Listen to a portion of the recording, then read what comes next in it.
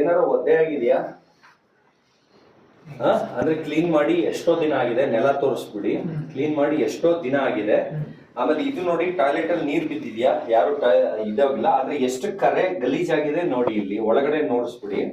ಇವಾಗ ನೋಡಿ, ಇದು ಬರೀ ಕೈ, ಅಂದ್ರೆ ಇಲ್ಲಿ ಎಕ್ವಿಪ್ಮೆಂಟ್ ಇದೆ, ಆದ್ರೆ ಬ್ರಷ್ ಇದೆ, ಎಲ್ಲ ಇದೆ.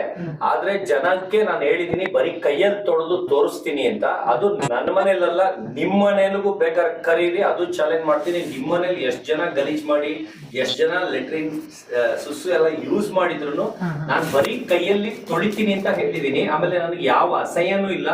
ಆದ್ರೆ ಇದು ನನ್ನ ಮನೇನೆ, ಆದ್ರೆ ನನ್ನ ಮನೆ ಬಿಟ್ಟು ಬೇರೆಯವ್ರ ಮನೆದು ನನ್ಗೆ ಅಸಹ್ಯ ಅನ್ಸಲ್ಲ. ಇವಾಗ ಇವ್ರಗಳ ಮುಂದೆನೆ ನಾನು ತೊಳೆದ್ಬಿಟ್ಟು ತೋರಿಸ್ತಾ ಇದ್ದೀನಿ ನೋಡಿ. ಇನ್ನು ಒಂದು ಡ್ರಾಪ್ ನೀರು ಇಲ್ಲ. ಇವಾಗ ನಾನು ಹೊಸದಾಗಿ ತೊಳಿತಾ ಇದ್ದೀನಿ, ಎಲ್ಲ ಒದ್ದೆ ಮಾಡ್ತಾ ಇದ್ದೀನಿ.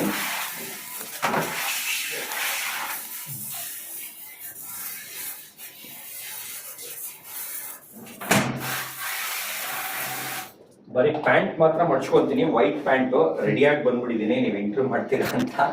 ಪ್ಯಾಂಟ್ ಒಂದು ಮಡ್ಚ್ಕೊಂತ ಇದ್ದೀನಿ, ಆಸಿಡ್ ಬೀಳುತ್ತೆ ಅಂತ.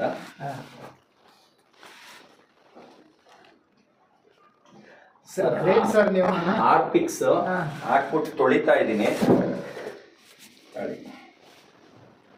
ಬರೀ ಒಂದನ್ನ ತೊಳೆದು ತೋರಿಸ್ತೀನಿ, ಇಲ್ಲ ಫುಲ್ ಟೈಮ್ ಇದ್ರೆ ಇಷ್ಟು ಎಲ್ಲ ನೆಲ ಎಲ್ಲ ತೊಳೆದು ತೋರಿಸ್ತೀನಿ.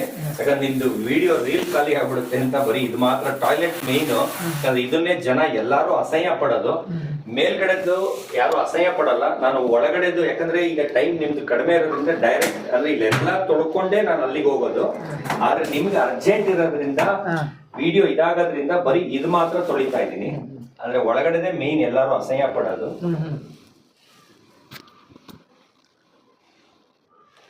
ಈಗ ಎಷ್ಟ್ ಜನ ಮೀಡಿಯಾ ಅವ್ರು ಬಂದಿದ್ರು, ಎಲ್ಲಾರು ಯೂಸ್ ಮಾಡಿದ್ದಾರೆ ಇದನ್ನ ಟಾಯ್ಲೆಟ್ ನ. ಆದ್ರೆ ಕ್ಲೀನ್ ಆಗಿಲ್ಲ, 1 ತಿಂಗಳೇ ಆಗಿದೆ. ನೀವು ತೊಳೆದ್ರೆ ಮಾತ್ರ ಕ್ಲೀನ್ ಆಗುತ್ತೆ. ನಾನ್ ತೊಳೆದ್ರೆ ಕ್ಲೀನ್ ಆಗುತ್ತೆ, ಯಾಕಂದ್ರೆ ನನಗೆ ಅದೇ ಸಮಾಧಾನ. ಇವಾಗ ನೋಡಿ, ಇದು ಬರೀ ಕೈ, ನಾನೇನು ಗ್ಲೌಸ್ ಹಾಕೊಂಡಿಲ್ಲ. ಆಸಿಡ್ ಅದು ಅಂದ್ರೆ ಪೊರೆ ಹೇಳುತ್ತೆ, ಚರ್ಮ ಪೊರೆ ಹೇಳುತ್ತೆ. 1 ಸೆಕೆಂಡ್. ಚರ್ಮ ಬಂದು ಆಸಿಡ್ ಮುಟ್ಟಂಗಿಲ್ಲ. ಯಾರೇ ಆದ್ರೂ ಇದನ್ನ ಗ್ಲೌಸ್ ಇಲ್ಲ ಬ್ರಷ್ ಅಲ್ಲಿ ಮಾಡ್ತಾರೆ. ನಾನು ಆಸಿಡ್ ನ, ಅದು ಆರ್ಪಿಕ್ಸ್ ನ ಬರೀ ಕೈಯಲ್ಲಿ ತೊಳಿತಾ ಇದ್ದೀನಿ. ಅದು ಮನಸಾರೆ ತೊಳಿತಾ ಇದ್ದೀನಿ. ಏನ್ ಸರ್ ಇದೆಲ್ಲ? ಒಳಗೂ ಕೈ ಹಾಕ್ತಾ ಇದೀನಿ ಸರ್, ಒಳಗೂ ಉರಿತಾ ಇದೆ, ಹಂಗೂ ಹಾಕ್ತಾ ಇದೀನಿ. ಕೈ ಸುಡ್ತಾ ಇದೆ, ಹಂಗೂ ಹಾಕ್ತಾ ಇದೀನಿ. ಫುಲ್ ನೀರೊಳಗೂ ನೋಡಿ ಸರ್, ಇಲ್ಲಿ ನೀರೊಳಗೂ ಹಾಕ್ತಾ ಇದೀನಿ ಸರ್. ಫುಲ್ ಒಳಗೂ ಹಾಕ್ತಾ ಇದೀನಿ ಸರ್. ಫುಲ್ ನೋಡ್ ಬನ್ನಿ ಸರ್, ಒಳಗ್ ಬನ್ನಿ, ಹತ್ರ ಬನ್ನಿ.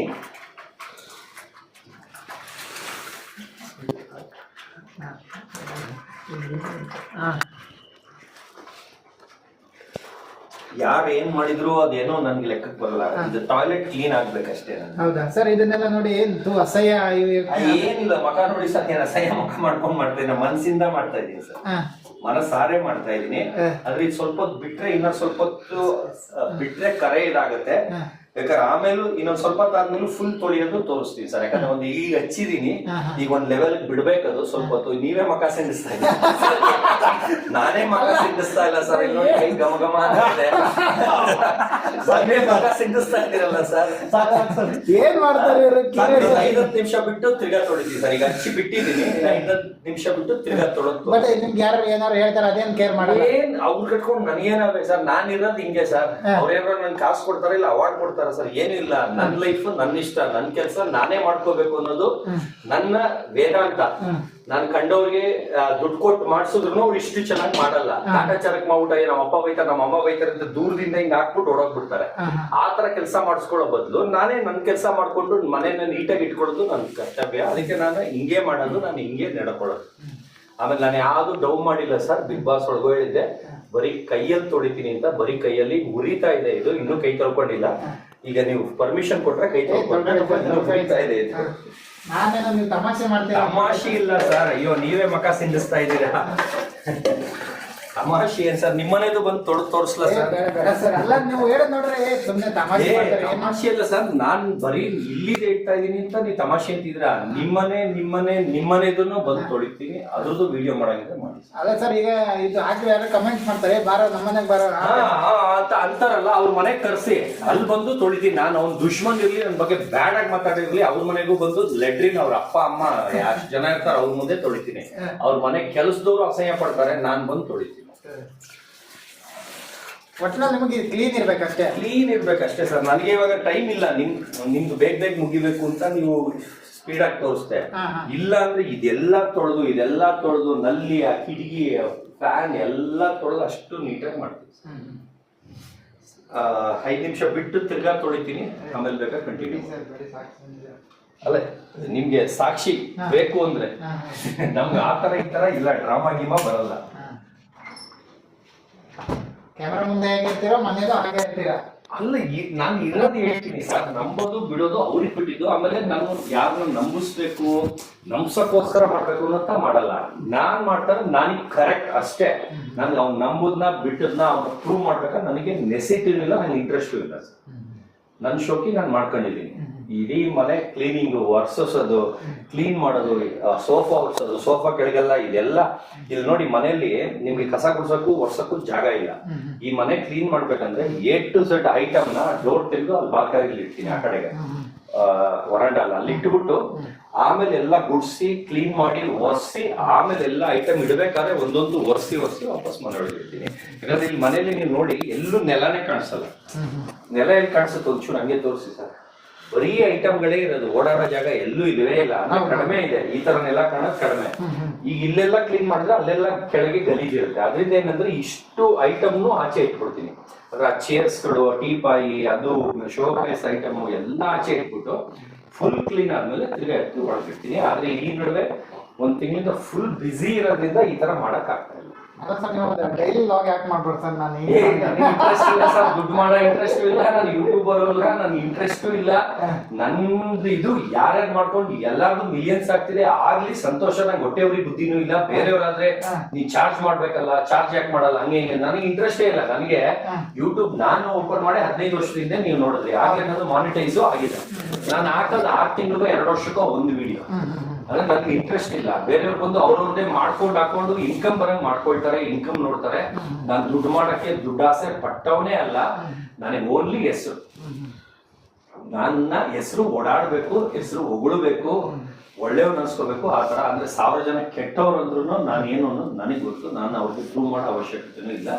ನನ್ನ ಶೋಕಿ ಇನ್ನೂ ಮಾಡ್ಕೊಳ್ತಾ ಇದೀನಿ. ಇವಾಗ ಸೋತವ್ರಿಗೆ ಪಾರ್ಟಿ ಅಂತ ಬಿಗ್ ಬಾಸ್ ಅವ್ರಿಗೆ ಕಾನ್ಸೆಪ್ಟ್ ಚೆನ್ನಾಗಿದೆ. ಎಲ್ಲರೂ ಗೆದ್ದವ್ರು ಕೊಡಿಸ್ತಾರೆ, ಆಮೇಲೆ ಪಾಸ್ ಆದ್ರೆ ಕೊಡಿಸ್ತಾರೆ. ನಾನು ಫೇಲ್ ಆದ್ರ ಮಗ ಅದಕ್ಕೊಂದು ಪಾರ್ಟಿ ಇಟ್ಕೊಂಡಿದೀನಿ.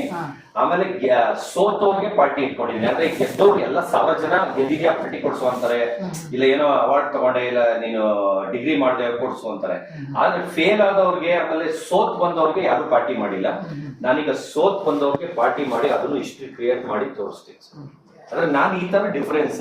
ಆದ್ರೆ ನೀವು ಗೆದ್ದವ್ರಿಗೆ ಮಾಡಿದ್ರೆ ಅದು ಎಲ್ಲೂ ನ್ಯೂಸ್ ಆಗಲ್ಲ, ಅದು ಪ್ರಚಾರ ಆಗಲ್ಲ. ಅದೇ ಬಂದು ಒಂದು ಸೋತವ್ರಿಗೆ ಮಾಡಿದ್ರೆ ಎಂತ ನನ್ನ ಮಗ ಸೋತವ್ರು ಕೊಡಿಸ್ತಾವನೆ ಅಂತ ಆ ಥೀಮ್ ಅಲ್ಲೇ ಇನ್ನೊಂದು 10-15 ದಿವಸದಲ್ಲೇ ಒಂದು ರಿಸಾರ್ಟ್ ಅಲ್ಲಿ ಮಾಡಿ ಎಲ್ಲಾರನ್ನು ಕರೆದು ಇದ್ ಮಾಡ್ತೇನೆ. ತಾವುಗಳು ದಯವಿಟ್ಟು ಎಲ್ಲಾರು ಬನ್ನಿ. ಅಂದ್ರೆ ಪಬ್ಲಿಕ್ ಅಲ್ಲ, ನೀವುಗಳು ಮೀಡಿಯಾ ದಯವಿಟ್ಟು ಬನ್ನಿ.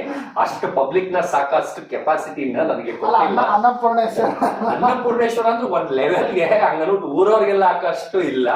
ಅದೆಲ್ಲ ಇನ್ವೈಟ್ ನಿಮ್ಗೆ ಕಳಿಸ್ತೀನಿ, ದಯವಿಟ್ಟು ಬನ್ನಿ. ಪಾರ್ಟಿ ಹೆಸರೇ ಸೋತವರ ಪಾರ್ಟಿ ಅಂತ. ಅಂದ್ರೆ ಸೋತಿ ಆಚೆ ಬಂದವ್ರಿಗೆ ಎಲ್ಲಾರ್ಗು ಇನ್ವೈಟ್ ಮಾಡ್ಬೇಕು ಅನ್ಕೊಂಡೆ.